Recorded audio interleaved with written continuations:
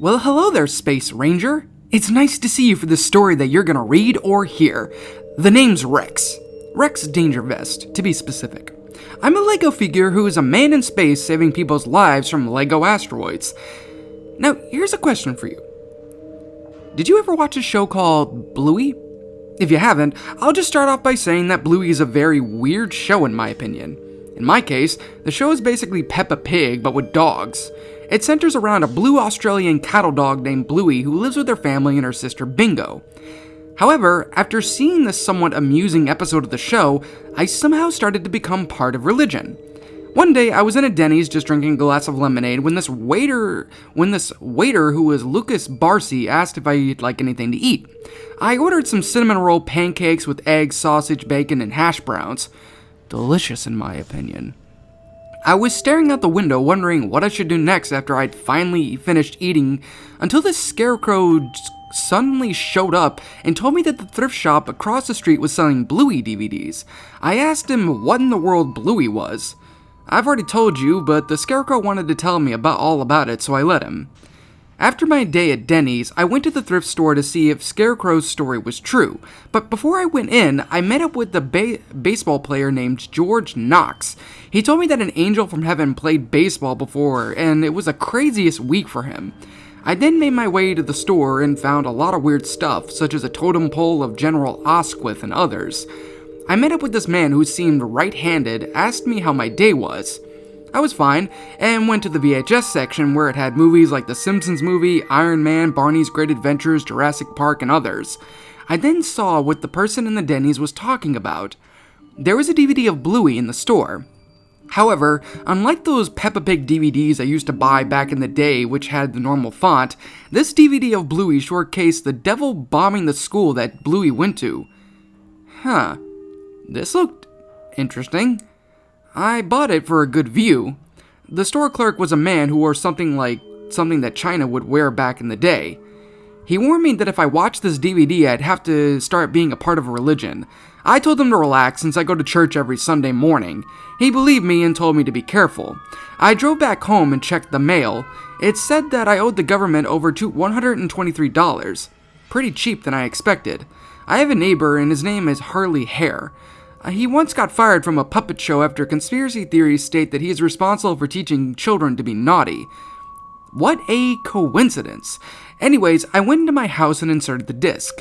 The first thing that came on was a warning screen with Freaky Fred that said, "Warning, this DVD will force you to become a part of religion and very naughty."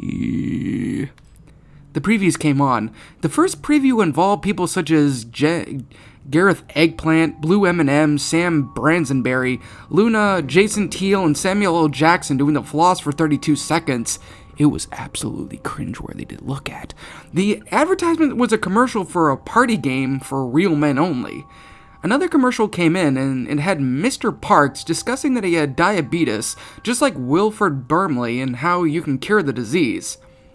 And then it went to a menu which had Bluey and Bingo doing Orange Justice from Fortnite. I pressed play and it went to the intro. But, however, the actors for the original characters didn't speak. It was Seymour Skinner narrating the names. That pissed me off, but I continued to watch. It started off with Bluey at a school cafeteria eating a sandwich with peanut butter, bananas, bacon, jelly, mayonnaise, and lettuce on it. Ew. That would have been delicious to make. It wasn't until a few bullies who were junkyard dogs tried to tell Bluey to give her their sandwich. She said no and ran off, but the dogs chased her. Bluey got away with it by hiding in the principal's office. The best thing about it was that after months of bullying, Bluey should have 5 weeks off while the school did a stop bullying program. Bluey went home and turned on the TV. She saw a commercial claiming that you could sell your soul for anything. The title of the episode was The Devil and Bluey Healer. The title card had a picture of what looked like Barney and the dinosaur as a demon. When that title screen faded out, Bluey said, "That's it! I can sell my soul for a squirt gun!" Then Barney, as the devil, came in and asked, "Is that what you wish for?" Bluey said yes, and the devil gave her the select prize. Then Barney said, "Remember, the only way to use that squirt gun is if people are bullying you or there's a fire." All of a sudden, the fire alarm in the house went off. Bluey heard it and went into the kitchen. She squirted it, and Mom said, Thank you, dear, you're such a hero. The devil got upset and said, You're not perfect. Mom got angry and she said, Well, excuse me, you dinosaur dressed as Satan. Why did you say that? The devil claimed that Bluey sold her soul for a squirt gun. Once the devil left, a mailman that happened to be Herbert Chapman chimed in that there was mail for Bluey, healer. To my surprise, there was a letter from the devil himself. I'm going to read you the letter since I'm drinking a bottle of whiskey, so here I go. The letter said, Dear Bluey Healer, because you weren't perfect about using that squirt gun, I've sent out a few punishments to you.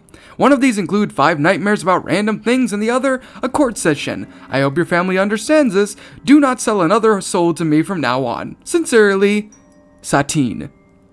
Bluey then said, Whatever, I just needed to protect myself from some darn bullies. But things went all wrong. Later that night, Dad Healer was putting Bluey and Bingo to bed. Bluey already fell asleep, just happily resting. When the lights turned off, I saw that diddly damn monster from Courage the Cowardly Dog saying that Bluey wasn't perfect. After the nightmare ended, Bluey woke up screaming. She then fell back asleep, but to another nightmare. This time, it involved Bluey inside something out of a Reading Rainbow TV show. She peeked through the telescope and LeVar Burton came out of nowhere. Bluey then screamed again, this time waking up Bingo. The third nightmare had various drawings until the final picture caused Bluey to scream so loud that during her scream, there was fire station bells going off. The fourth nightmare had Bluey walking with various people and animals such as Churchill, Pimidoo, Joseph Green, Wilston Big, and Ashley Amberster. It wasn't until I saw the moon from The Legend of Zelda. It came down on the people and Bluey screamed so loud that it immediately triggered Bingo to throw her out of the room. Bluey was asleep, stuck asleep in the hallway for the rest of the night. The next morning, the devil appeared again and the courtroom was filling. Bluey's family was asked to come down for an important discussion. The court was now in session. As I saw the entire conversation, I spotted some people including Billy Bob, Tanley, Charmax, and Jimmy. The devil started the session by saying, Bluey Heller, you have been accused for not learning how to use a water gun and that has been given to you. Because of this, you have to spend 5 years in the dungeon. There was nothing that Bluey's family could do, as the only way to let Bluey free was to pay $99, but they didn't have that kind of money. After that, it cut to the credits with For the Damaged Cola playing in the background. So yeah, I could see that the DVD made me go into religion. I decided to donate all my anime bath scene photo booths to a thrift shop after this. I made my way to the First Baptist Church in the city of Berkeley, California. I had a nice conversation with a few Christians who were named General W.R. Monger, Barry Scout, Jury, A Soapy Girl, Sancy Glown, Anthony Wiggle, and the Burger King. You wanna know the weirdest thing about my religion trip? We had to sing the Mr. Bean theme song during the Christmas Eve concert. It's been nice chatting with you, but I gotta go perform a Christian song to a Sunday school. So long, partner. So long.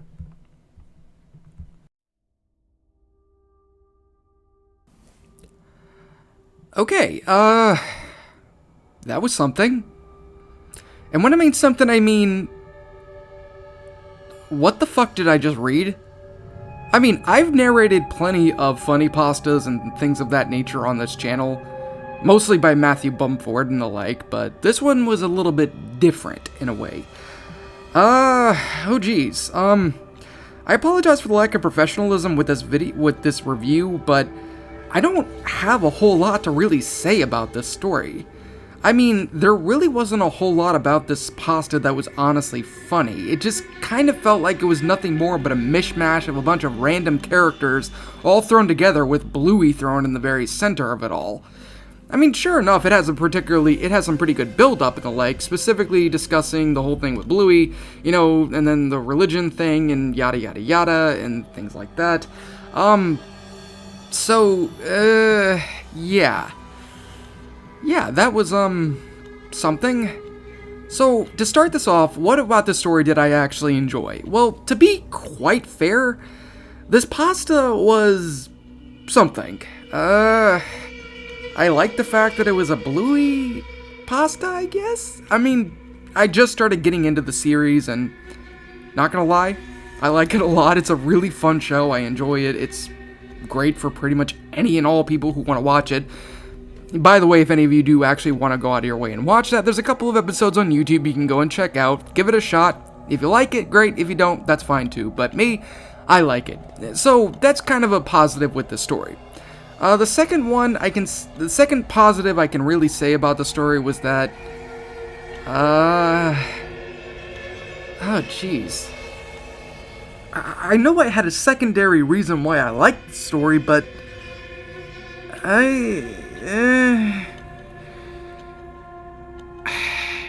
okay. I really can't think of a secondary positive for this pasta, to be honest. I mean, the grammar's okay. I mean, there is a very thing from the author GarfieldFan1997 who stated that there's no way to particularly fix up any of the edits, apparently. So there's that. Apparently the story's been vandalized a couple of times on this Wikia, which I do not condone in any way, shape, or form. I don't believe that any stories like this should ever be vandalized. It's just not right, but yeah. Now, what did I not like about this creepypasta? Number one, it wasn't very funny. I mean, I don't want to compare this to another, I don't want to compare these to Matthew Bumford stories, because Matthew Bumford stories are godlike, but, for what it is, there's just not really a whole lot going for the story. It's not really that funny. The storyline is just weird. The random characters being included don't exactly really add anything to the story itself. What else is there? The whole episode as well with, you know, the devil and Bluey healer just sitting there kind of doing their thing doesn't really add anything to it. And that's really disappointing, because this story, for what it is, could have definitely been better if it had been panned out a lot more, with better quality jokes being thrown in, things like that. Everything just kind of happens with the story, which is a really major problem with this. It just happens. Nothing really interesting. It's a very forgettable creepypasta, to be honest.